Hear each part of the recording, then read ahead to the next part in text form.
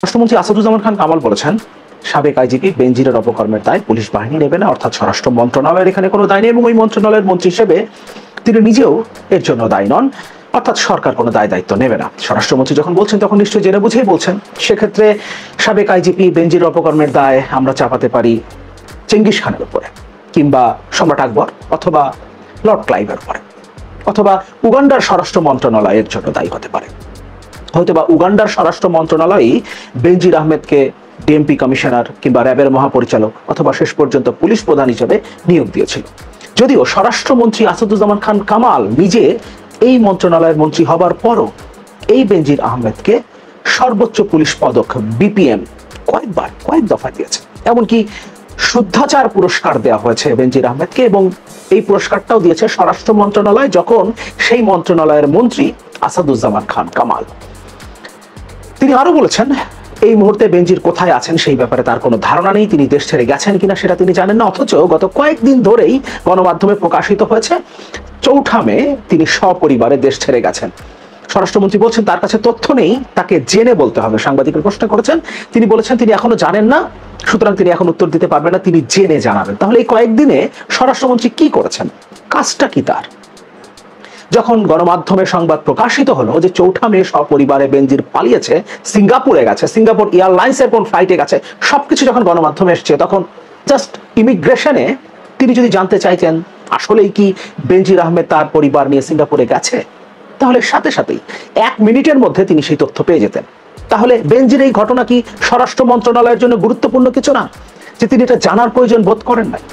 নাকি এর মধ্য দিয়েই আমরা একটা ধারণায় আসতে পারি যে সরকারই চেয়েছে, স্বরাষ্ট্র মন্ত্রণালয় চেয়েছে, এবং স্বরাষ্ট্র মন্ত্রণালয়ের মন্ত্রী হিসেবে তিনি যখন এই মন্তব্য করছেন যে তার কাছে এই ধারণা নেই, তখন আমরা কি ধরেই নিতে পারি তারা সবাই মিলেই বেনজিরকে সিঙ্গাপুরে পালিয়ে যেতে সাহায্য করেছেন? কেন তথ্য থাকবে না তার কাছে? কেন তথ্য থাকবে না? তাদের কাছে যে তথ্য থাকে সেই আলোচনায় আসবো, তার আগে তিনি কি বলেছেন একটু দেখে নেই। বেনজিরের ব্যক্তিগত অপরাধের দায় পুলিশ বাহিনী নেবে না, এ কথা তিনি বলেছেন। এবং তিনি বলছেন র্যাবের সাবেক মহাপরিচালক বেনজির আহমেদ দেশে আছেন নাকি চলে গেছেন সে ব্যাপারে তিনি জানেন না। তিনি বলেছেন, আমি এখনো সঠিক জানি না তিনি আছেন নাকি চলে গেছেন, আমাকে জেনে কথা বলতে হবে। বেনজির আহমেদের দেশত্যাগ বিষয়ে সাংবাদিকদের প্রশ্নের জবাবে স্বরাষ্ট্রমন্ত্রী বলেন, তাকে আমরা এখনো নিষেধাজ্ঞা দেইনি, সে যদি নিষেধাজ্ঞার আগে চলে গিয়ে থাকে, বাক্যটা তিনি শেষ করেননি। আমি এখনো কিন্তু সঠিক জানি না সে আছে নাকি চলে গেছে, আমাকে জেনে কথা বলতে হবে। তিনি আছেন কিনা না আছেন সেটা আমি এখনো সুনিশ্চিত নই। আমার পুলিশ বাহিনী অনেক ভালো কাজ করছে, অনেক চ্যালেঞ্জ মোকাবেলা করছে। কোনো ব্যক্তি যদি কিছু করে থাকে তার দায় প্রতিষ্ঠান নেয় না, তার দায় প্রতিষ্ঠান নেয় না। আচ্ছা, বেনজির আহমেদ যদি পুলিশ প্রধান না হতেন, কিংবা ডিএমপি কমিশনার অথবা র্যাবের মহাপরিচালক, কিংবা স্বরাষ্ট্রমন্ত্রী বা প্রধানমন্ত্রীর অতি আপনজন, অতি নিকটজন না হতেন, তাহলে তিনি যেভাবে জমিগুলো দখল করেছেন, সংখ্যালঘুদের উপরে চাপ দিয়ে যেভাবে তিনি জমিগুলো দখল করেছেন, যত সম্পদ তিনি গড়েছেন, হাজার হাজার কোটি টাকার মালিক হয়েছেন, সেটাকে তিনি হতে পারতেন। তার মানে তিনি তার এই প্রাতিষ্ঠানিক পরিচয়টাকেই তো ব্যবহার করেছেন, এই প্রতিষ্ঠানটাকেই তো তিনি ব্যবহার করেছেন, ব্যবহার করে তিনি এই সম্পদের মালিক হয়েছেন। এবং যখন তিনি এই অবৈধ সম্পদের মালিক হচ্ছেন, সেই সময়ে এই স্বরাষ্ট্র মন্ত্রণালয় এবং এই মন্ত্রী জনাব আসাদুজ্জামান খান কামাল তাকে শুদ্ধাচার পুরস্কার দিয়েছেন, তাকে বিপিএম পদক দিয়েছেন, সর্বোচ্চ পুলিশের পুরস্কার। এ বিষয়ে আরেক প্রশ্নের উত্তরে স্বরাষ্ট্রমন্ত্রী বলেন, যদি কেউ অন্যায় করে থাকেন, অন্যায়ভাবে ধন সম্পদ কুক্ষিগত করে থাকেন, আমাদের দেশে সেই অনুযায়ী বিধান রয়েছে, বিচার হবে, সেখানে আমাদের কিছু বলার নেই। সে কি দোষ করেছে কি না দোষ করেছে সেগুলো আমাদের কাছে এখনো কোনো তথ্য নাই, এখনো কোনো তথ্য নাই। এগুলো তদন্ত হচ্ছে, তদন্তের পরে জানা যাবে তিনি দোষী না নির্দোষ, কিংবা কত পরিমাণ অর্থ বানিয়েছেন, কর ফাঁকি দিয়েছেন বা সম্পদ বানিয়ে তার তথ্য দেননি। এগুলো আমাদের সংশ্লিষ্ট বিভাগ অনুসন্ধান করছে। অনুসন্ধানের আগে আমার মুখ দিয়ে বলা ঠিক নয়। অনুসন্ধান ছাড়াই বিরোধী দল নিয়ে কত কথাবার্তা স্বরাষ্ট্রমন্ত্রী নিজে, এমনকি সরকার প্রধানমন্ত্রীও কত কথা বলে ফেলেন, কত কথা বলে ফেলেন, কোনো ধরনের তদন্ত ছাড়াই কত কিছু বলে ফেলেন বিরোধী দলের নেতাদের নামে। অথচ এখানে তিনি মুখ খুলতে পারবেন না, তদন্ত ছাড়া তো তিনি কোনো কথা বলতে পারবেন না। এবং তার বিচার হবে কিনা সেটাও নির্ধারণ করবে আদালত, তিনি জেলে যাবেন কিনা এটাও নির্ধারণ করবে আদালত, আমাদের স্বাধীন বিচার ব্যবস্থা। এই কথা বলেছেন আবার সরকারি দলের সাধারণ সম্পাদক। যাই হোক, সেই আলোচনায় যাচ্ছি না, আমরা স্বরাষ্ট্রমন্ত্রীর বক্তব্যেই থাকি।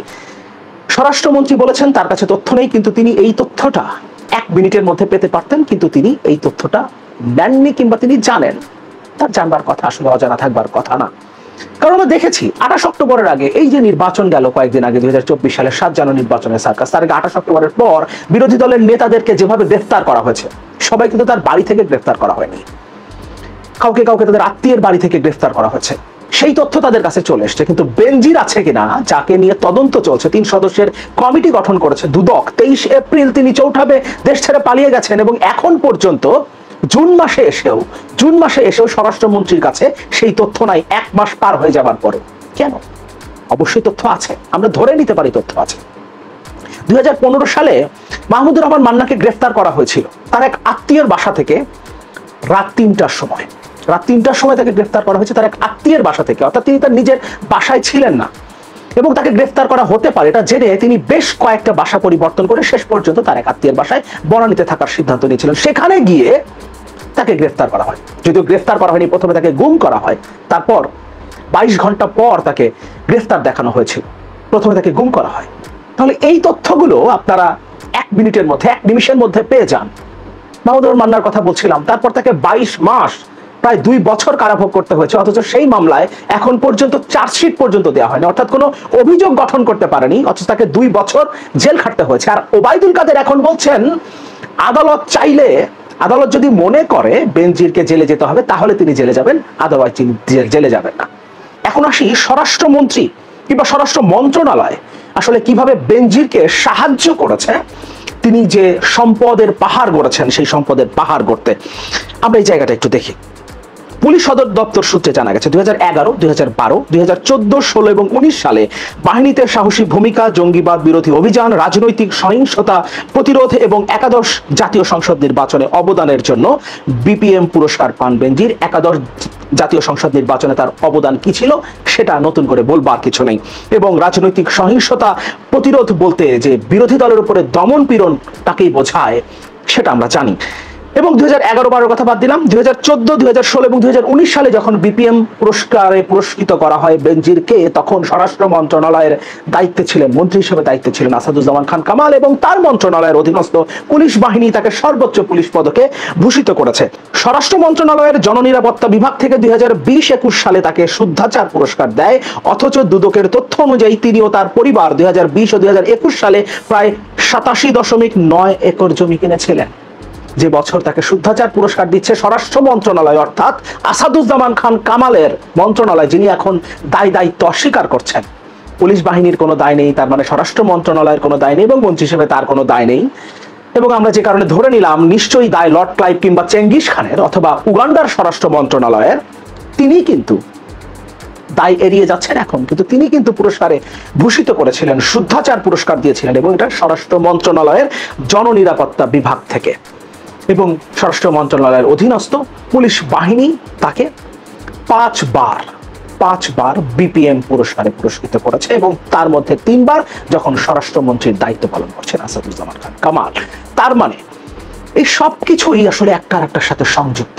স্বরাষ্ট্র মন্ত্রণালয়, পুলিশ বাহিনী এবং মন্ত্রণালয়ের দায়িত্ব যিনি আছেন। আচ্ছা, আমরা ধরে নেই আসাদুজ্জামান খান কামালের কাছে কিংবা স্বরাষ্ট্র মন্ত্রণালয়ের কাছে কোনো তথ্য ছিল না। এত যে অপরাধ করছেন বেনজির, এত যে সম্পদ বানাচ্ছেন অবৈধভাবে, জমি দখল করছেন একরের পর একর, এগুলো কোনো তথ্যই স্বরাষ্ট্র মন্ত্রণালয়ের কাছে ছিল না। এই কথা যদি এখন তিনি বলতে চান, স্বরাষ্ট্রমন্ত্রী বলতে চান, তাহলে তো তার পদত্যাগ করা উচিত। এরকম অযোগ্য একটা অথর্ব স্বরাষ্ট্রমন্ত্রী দিয়ে আমরা কি করব? তাহলে তো আরো অনেক বেনজিরের জন্ম হবে, যদি তার অযোগ্যতার কারণে, তার মন্ত্রণালয়ের অযোগ্যতার কারণেই বেনজির এই পরিমাণ সম্পদ করে থাকে।